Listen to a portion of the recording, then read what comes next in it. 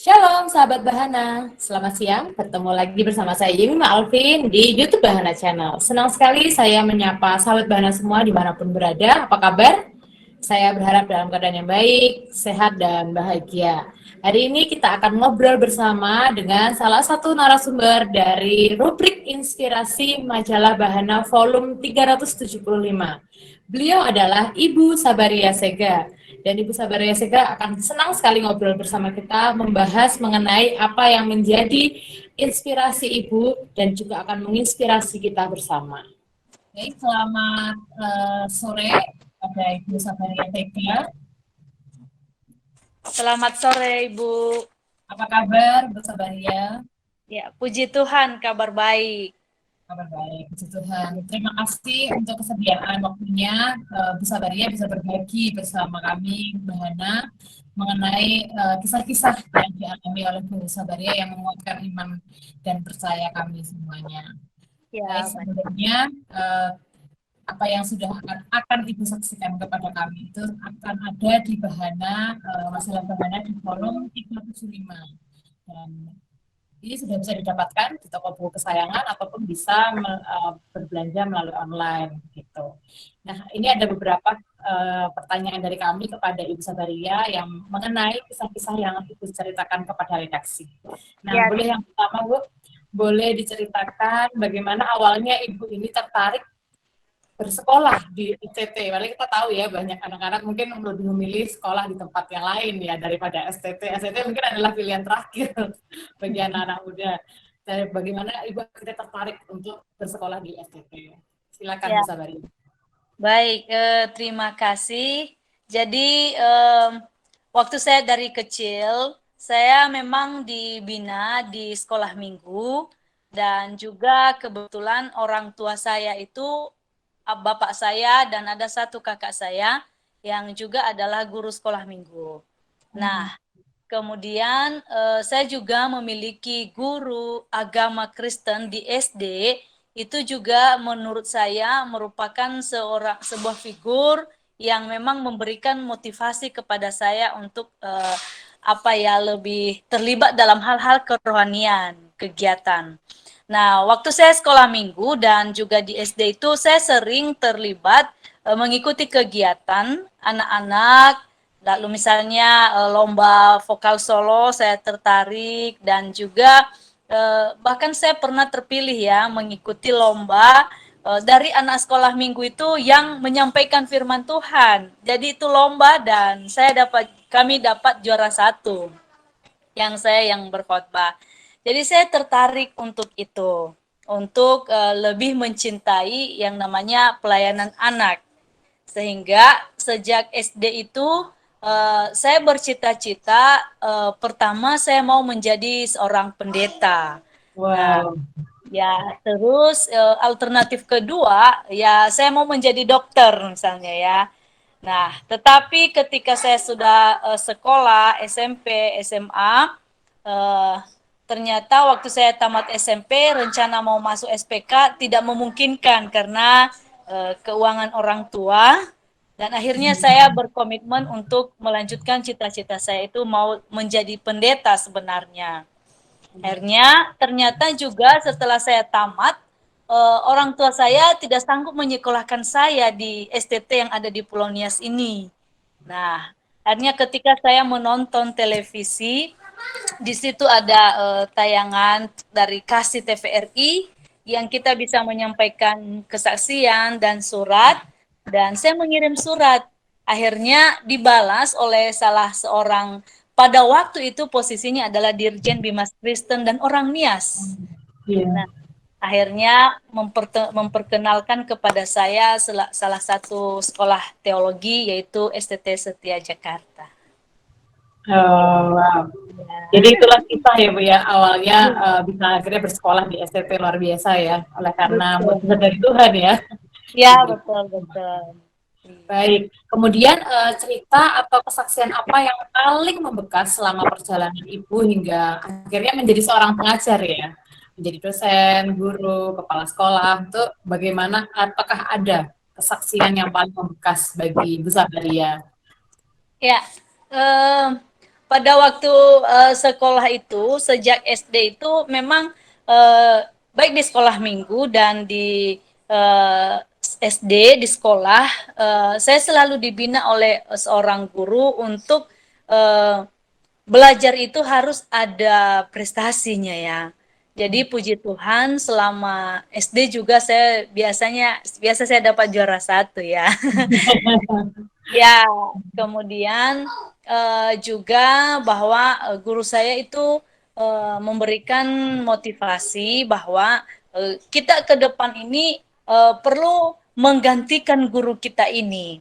Jadi untuk itu kita perlu mempersiapkan diri untuk itu. Dan saya bersyukur baik di SD, SMP, dan SMA pada waktu itu saya selalu diajak dan juga dibina oleh guru ikut dalam kegiatan kerohanian itu, misalnya sebagai koordinator paduan suara. Nah, jadi walaupun saya tidak terlalu bakat di situ, tetapi saya bisa bisa mendukung ya guru saya untuk bisa merangkul teman-teman untuk bisa uh, mengikuti kegiatan kerohanian begitu. Ya. Oke, baik itu yang kesaksian paling membekas yang dialami oleh Ibu Sabaria Sega ya. Ya. Baik. Kemudian boleh nggak sih Bu di-sharingkan pergumulan yang paling berat yang Ibu alami ketika mengarungi kisah perjalanan Ibu sebagai seorang pengajar dari SMA sampai akhirnya berhasil ya menjadi seorang pengajar. Gitu. Ya, baik. Pertama dulu, waktu saya SMA itu, ya, jadi kebetulan ya saya dari keluarga yang kurang mampu juga. Tetapi waktu kami tamat SMA itu, kami dituntut untuk mengikuti ujian itu. Kami harus memiliki sertifikat keahlian ya, misalnya sertifikat kursus komputer atau sertifikat bahasa Inggris begitu ya. Dan uh, pada waktu kelas 3 SMA itu saya berjuang untuk mengikuti kursus tiga sekaligus dalam satu minggu ya. Misalnya hari Senin tuh saya kursus bahasa Inggris, Selasa kursus komputer, dan Rabunya kursus menjahit. Nah, jadi saya bergilirkan itu. Nah, untuk itu sebenarnya orang tua saya kurang mendukung ya, tidak percaya kenapa saya harus seperti itu, seperti orang gila begitu ya, dan tidak memberikan biaya kepada saya. Akhirnya saya berusaha dengan cara menjual kue di sekolah. Iya, akhirnya mencari uang kursus sendiri. Dan akhirnya puji Tuhan, sertifikat saya itu dapat saya gunakan sebagai syarat untuk mengikuti ujian nasional. Nah, demikian waktu saya kuliah di STT tadi, kebetulan saya anak bungsu. Dan bapak saya ini kadang meragukan saya ya. Jadi juga kakak-kakak saya sebenarnya sekolahnya itu di Polonia saja. Akhirnya bapak saya ketika saya berangkat mengatakan kepada saya, kamu harus berjanji kepada kita semua dan kita berdoa. Apakah kamu bisa sukses tanpa masalah, termasuk tanpa pacar di sana, jauh di sana kami. Dan yang kedua, ilmu yang diberikan oleh bapak saya yaitu setiap kamu keluar melangkah dari rumah ini, kemanapun kamu pergi nanti, di dalam hatimu itu hanya satu doa yang kamu katakan kepada Tuhan, Tuhan adalah gembalaku. Ya, Tuhan adalah gembalaku. Nah, jadi ketika saya kuliah juga, puji Tuhan, saya bisa bersama-sama dengan teman-teman saya di sana dan jujur tidak pernah ada kiriman dari orang tua. Dan saya kembali mulai 1 tahun sudah di kampus itu saya melayani pelayanan weekend, mengajar sekolah minggu di gereja-gereja dan termasuk untuk mendistribusikan renungan harian. pada waktu itu mana Sorgawi dan Raja Wali. Dan itu membantu saya selama kuliah. Tetapi puji Tuhan, setelah beberapa tahun kemudian saya bisa dapat sponsor juga dari salah satu dosen kami, yaitu Pendeta Dr. Kembong Malisa. Dan setelah saya pulang PPL, saya disponsori juga oleh Ketua STT langsung ya. Karena kebetulan saya orang Nias yang waktu itu korban gempa tsunami ya dari keluarga, dan saya dibantu oleh beliau untuk itu. Nah, pengalaman ketika saya mengajar tamat, kami itu yang disubsidi itu harus mengajar di sekolah. Nah, padahal tadinya saya jurusannya teologi, saya mau jadi pendeta ya sebenarnya. Tetapi karena saya harus ikatan dinas dan saya mengajar di salah satu sekolah cabang dari Setia ini, namanya SMTK Setia Purbalingga. Di sana tingkat SMA, saya menemukan murid saya itu lebih tua daripada saya. Waduh. Iya, tetapi puji Tuhan, mereka juga bisa menempatkan diri sebagai murid, dan saya berusaha walaupun waktu itu saya masih kurus, masih muda, dan saya berusaha untuk menjaga juga bahwa saya sebagai seorang guru begitu. Nah, akhirnya waktu saya juga menikah dengan suami saya, kami ke Kalimantan saya mengikutinya 1 tahun di sana di STT Setia Ngabang, dan tahun 2012 kami kembali diutus bersama-sama di Pulau Nias ini di STT Setia Nias Selatan, mengajar, dan suami saya memimpin, dan di situ Tuhan boleh menolong dan memakai kami untuk mengajar di STT ini. Nah, jadi akhirnya saya tidak jadi mengambil lagi kependetaan. Saya jadinya menekuni keguruan, mengajar di sekolah, mengajar di STT, dan juga sebagai guru bantu daerah di sekolah negeri. Dan pada tahun 2021 kemarin, melalui program gereja di BNKP, juga ada pembukaan sekolah namanya PAUD, dan sementara saya dipercayakan untuk memimpin di sana, untuk menjadi kepala sekolah di sana, dan saya merasa ketika melayani anak itu merasa refreshing ya, mengajar mereka dengan sukacita, dan sampai saat ini. Terima kasih. Ya. Oke, baik. Terima kasih, Ibu. Apakah pernah Ibu mengalami hal mungkin cobaan ya, seperti mungkin sakit atau pernah mengalami hal lain yang mengganggu pelayanan Ibu atau pekerjaan Ibu Ya, dalam mengajar? ya, puji Tuhan karena saya memang pertama penyakit saya itu mah. Ya, Oh, ya. ya, jadi penyakit saya itu mah, dan pada waktu saya di Purbalingga, saya pernah pingsan juga di pasar ya. Di pasar karena di sana kan anak-anak diasramakan. Jadi Ya. kami itu tidak hanya mengajar, tetapi mengurus anak asrama juga. Jadi kami biasanya belanja konsumsi mereka, dan saya pernah pingsan di sana dan juga sampai di terapi ya berkali-kali. Yang kedua, pada akhir tahun 2020 ya, 2020 itu saya mengalami penyakit yang hebat itu, yaitu pendarahan. Ya, ya, saya mengalami pendarahan sampai saya harus opname dan didonor 5 kantong. Dan pada waktu itu juga baru mulai ada COVID-19 ya. Ya. Dan saya sempat divonis teman-teman saya bahwa jangan sampai itu COVID, sampai tersebar di kampung bahwa itu COVID. Sampai saya pulang kampung saya dihindari. Padahal saya bukan sakit itu.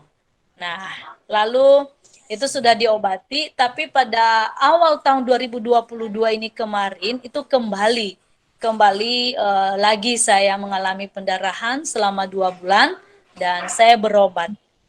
Hanya saja saya bersyukur, memang sebenarnya itu sangat mengganggu aktivitas saya tetapi yang saya syukuri itu setiap saya sakit itu eh, apa ya? Saya tetap bisa mengajar sebenarnya, tetap bisa melayani, tapi nanti eh, kalau Mas saya bisa atasi itu. Saya bisa atasi, tidak pernah mengganggu aktivitas saya mengajar karena walaupun misalnya saya sakit, tapi saya ingat ada kegiatan saya nggak bisa tidur, saya bangun lagi pergi lagi dan tidak pernah 2 hari atau 3 hari lah di tempat tidur. Paling 1 hari ini sakit, besok lagi. Tapi waktu saya pendarahan, saya bisa tetap mengajar, tapi misalnya malam nanti saya terkapar terbaring sakit sekali dan tapi hanya 1 kali itu di opname pada waktu tahun 2020. Iya. Baik, oke, terima kasih Sabaria untuk sharingnya. Apakah di balik semuanya yang Ibu alami ini, Ibu mempunyai sosok yang menginspirasi Ibu sehingga Ibu pengen nih, saya pengen jadi pengajar, saya pengen jadi pendeta. Itu apakah ada sosok yang menginspirasi Ibu Sabaria sendiri? Ya, pertama tadi yang saya katakan adalah salah satu guru saya ya. Guru ya. Guru agama saya waktu SD. Ya. Kemudian orang tua saya, mereka dulu tidak sekolah teologi, tapi mereka bisa melayani Tuhan. Ya, mereka sebagai majelis di gereja. Jadi bapak saya selalu katakan bahwa eh, kami ini tidak sekolah, tapi anak-anak saya kalau bisa sekolah minimal SMA. Kami juga melayani Tuhan dan kalau boleh anak-anak saya itu bisa menjadi hamba Tuhan yang sungguhan gitu ya. Dan itu yang bisa terus untuk memotivasi saya. Dan yaitu dari dosen saya di STT Setia Jakarta, terutama yang pimpinan itu Bapak Pendeta Dr. Matius Mangentang. Dia itu juga menjadi seorang sosok figur ya, yang memang melayani, menjangkau yang tak terjangkau itu ke daerah-daerah itu, membuka sekolah banyak, dan itu yang menginspirasi saya dan suami. Ketika kami sampai di Nias ini tahun 2012, kami berpikir bahwa alumni kita ini nanti kemana semua? Ya, kemana kita mereka kasih mereka mengabdi karena harus ikatan dinas. Akhirnya tahun 2013 itu membuka sekolah di Pulau Nias ini. Pertama-tama membuka SMA, kemudian setiap tahun membuka sampai tahun sekarang ini kita punya sekolah itu di Pulau Nias ada TK, ada SDTK, ada SMPTK, dan ada SMTK, ada SMA, 33 sekolah. Jadi bisa menolong juga alumni kita ketika tamat dari STT, bisa mereka mengajar, mengabdi di sana, membuka sekolah di pelosok-pelosok di sana. Dan saya bersyukur bisa bekerja sama seperti itu dengan suami saya juga, yang saat ini adalah Ketua STT Setianya Selatan. Wah, puji Tuhan. Sangat menginspirasi sekali ya. Ternyata Ya, yang memotivasi keluarga gitu ya. ya, Karena betul. banyak sekali mungkin orang-orang di luar sana yang sama keluarganya pun tidak didukung ya. Ya, betul. Ya, betul. Ya. Baik Bu, untuk bagi Bu Sabaria, apa sih harapan Ibu sebagai pengajar kepada anak-anak yang Ibu ajar, anak-anak yang Ibu didik, murid-murid yang Ibu didik selama ini, apa sih harapan terbesar Ibu? Ya, harapan terbesar saya pertama dulu, setiap anak yang saya ajar itu selalu saya tekankan bahwa masa depan itu sungguh ada dan harapanmu itu tidak akan hilang.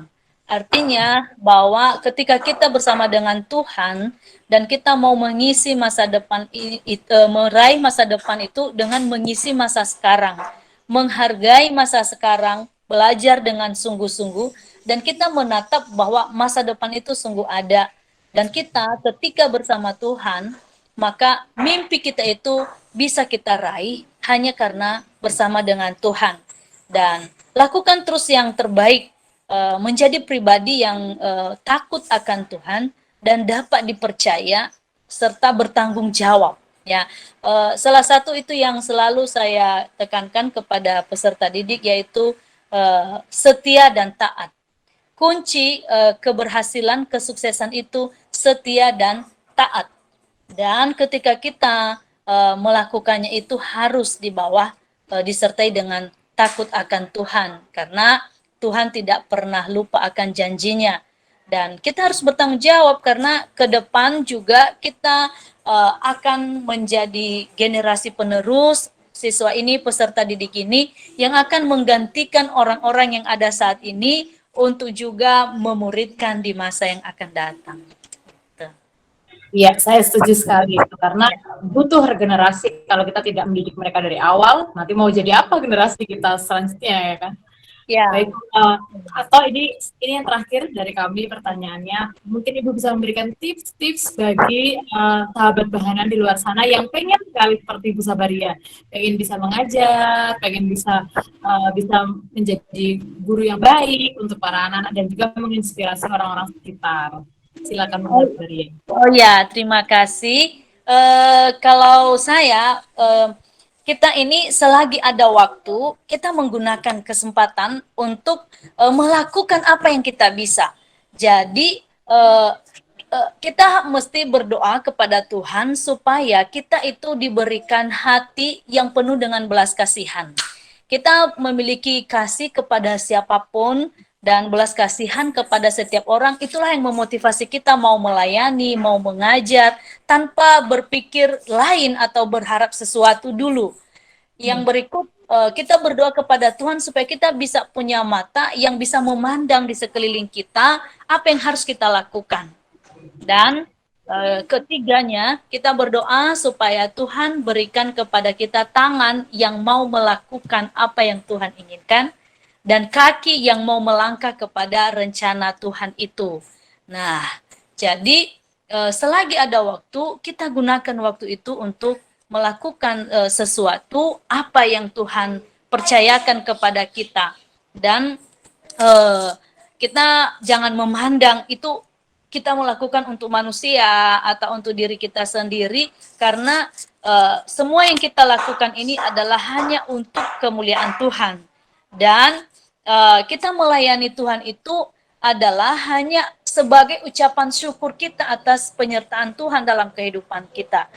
Jadi saya mengalami itu ketika mengajar atau melayani dengan sukacita tanpa mengharapkan sesuatu dulu, tetapi akhirnya kita melayani itu dengan damai dan sukacita.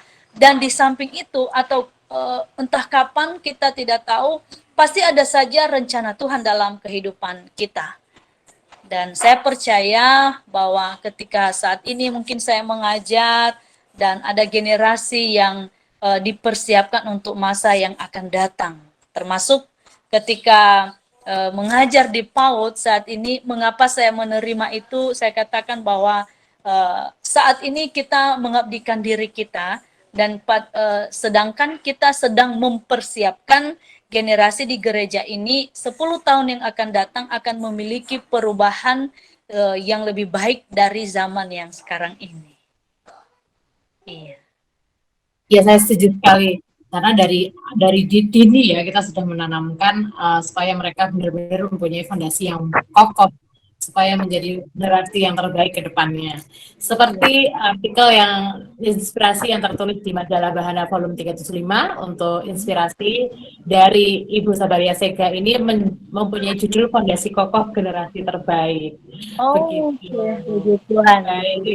Terima kasih banyak Bu Sabaria untuk waktunya, kita bisa ngobrol-ngobrol, sharing-sharing mengenai, dan waktunya sudah menjadi narasumber kami di majalah Bahana. Jangan kapok ya Bu ya. Ya, tidak apa-apa, dengan sukacita. Demikian yang bisa kita obrolkan sore hari ini. Terima kasih banyak. Baik, terima kasih banyak. Terima kasih. Tuhan Yesus memberkati ya Bu. Salam untuk keluarga. Baik, salam. Shalom, selamat sore. Selamat sore. Baik, terima kasih sahabat Bahana telah menyaksikan obrolan saya dengan Ibu Sabaria Sega, yang saya berharap obrolan ini dapat menginspirasi sahabat Bahana semuanya, dan tentunya sahabat Bahana bisa menyaksikan kisah selengkapnya dari Ibu Sabaria Sega di majalah Bahana volume 375 yang dapat sahabat Bahana dapatkan melalui online maupun bisa juga melalui toko buku rohani terdekat. Untuk pemesanannya, silakan dapat menghubungi nomor yang saya sematkan di bawah ini. untuk pemesanan majalah Bahana volume 375. Baik, sahabat Bahana semuanya, sampai berjumpa di kesempatan berikutnya. Saya Yima Alvin dan seluruh kru yang bertugas pamit undur diri. Tuhan Yesus memberkati.